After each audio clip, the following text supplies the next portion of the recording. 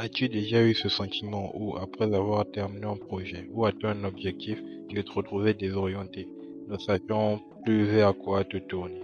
Si c'est non, tu peux déjà passer à autre chose.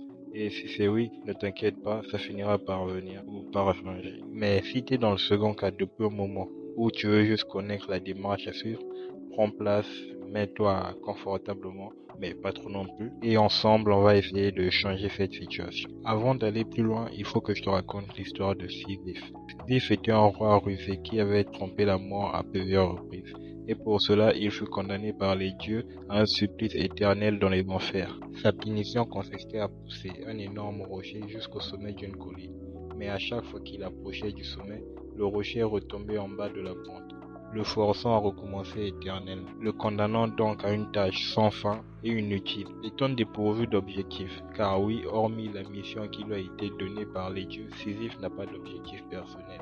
Punition qui ne mène nulle part et il ne peut pas espérer en sortir. Ce mythe reflète l'idée d'une vie où l'effort n'aboutit à aucun progrès, car il n'y a pas de but supérieur à la tâche elle-même, avec la pierre qui retombe inévitablement au pied de la colline. Cela montre qu'il est non seulement nécessaire d'avoir un ou plusieurs objectifs dans sa vie, mais le fait de manquer peut avoir des répercussions sur la santé. Les études ont démontré qu'il existait un lien entre le sens de la vie, la santé mentale et cardiovasculaire. Sur la santé mentale, le manque de but peut causer des crises d'anxiété et de dépression, souvent liées à des sentiments de vide, de tristesse et d'angoisse. Et sur la santé cardiovasculaire, des études montrent que le manque de but dans la vie peut engendrer du stress chronique, un facteur majeur de risque cardiovasculaire, augmentant les probabilités d'hypertension et d'infarctus. Et au contraire, le fait d'avoir des objectifs à atteindre, en plus d'être bien utile, renforce la satisfaction personnelle et aide à mieux gérer le stress, créant un cercle vertueux pour le bien-être mental. Et maintenant, comment faire pour résoudre ce problème?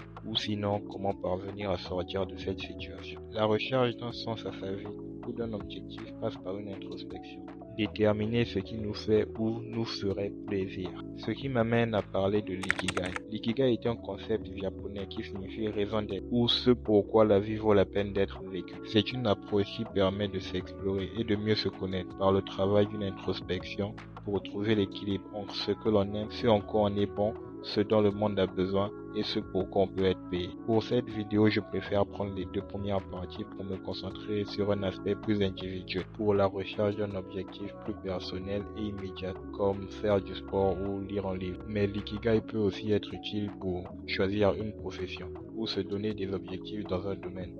De base, c'est à ça que ça sert. Déjà, comment est-ce que le fait de faire un ikigai peut aider à trouver un objectif? Comme je l'ai dit avant, faire un ikigai, c'est faire une introspection. Ça consiste tout simplement à une réflexion personnelle pour déterminer ses passions, ses points forts et évaluer sa situation actuelle. Pour cela, il peut être nécessaire de tenir un journal pour noter ses pensées et d'expérimenter. Il est important de s'essayer à plusieurs activités avant de se trouver un objectif ou une passion dans un domaine. Mais se remettre à d'anciennes activités peut aussi être un bon moyen pour les redécouvrir et peut-être en développer une passion ou de s'y fixer des objectifs. Mais tout ça, tu ne le sauras que si tu essaies. En bref, utilise l'ikigai quand tu ne sais plus quoi faire et comment t'orienter dans la vie. Et souviens-toi que c'est toujours bien d'avoir une marge de conduite. Tu n'es pas le seul dans cette situation. N'oublie pas que très peu de personnes en parlent, car ce serait considéré comme un aveu de faiblesse. Et pour t'aider, entoure-toi d'un mentor ou de quelqu'un de confiance à qui faire part de tes avancées, car c'est toujours nécessaire d'avoir quelqu'un à nos côtés pour nous épauler et nous soutenir. Ciao.